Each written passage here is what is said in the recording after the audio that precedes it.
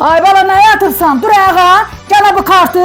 Get pomidor turşusu al gətir, mənim qonaqlarım gələcək. O yana 5 dəqiqə yatmışam da qurbanım üçün ver yatım da. Mənim balam nə istəyirsən özünə al gətir. Özümə də alacam. Hə, ana qurban, hə. Doğrudan sən. Hə, anacan, hə. Pomidor turşusu. Turşusu al gətir, pomidor turşusu. Yaxşı, Qonaqlarım gələcək, tez. Yaxşı ana. Qoy zəncili Mehpariyə şad xəbər verin.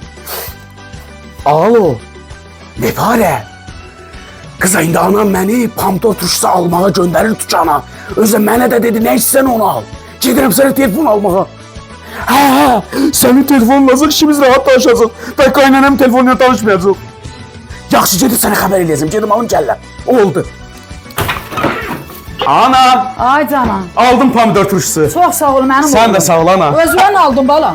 Ana özümə sürpriz, telefon. Ay bala sən gene telefon aldın. Aynı demədin nə istəyirsən onu al. Ama mən dedim sənə sudan zaqdan al gətir. Sənin telefonun vardı, neyin etdin telefon aldın? Aynı yoxum da ne var, başıma Ama dönür. sən gene məfarə telefon aldın. Aynı ne mi parayı başıma dönerim Ben ben. onu kreditin puluydu, kreditə verəcəkdim. Aynen ver oğlum. Ama sən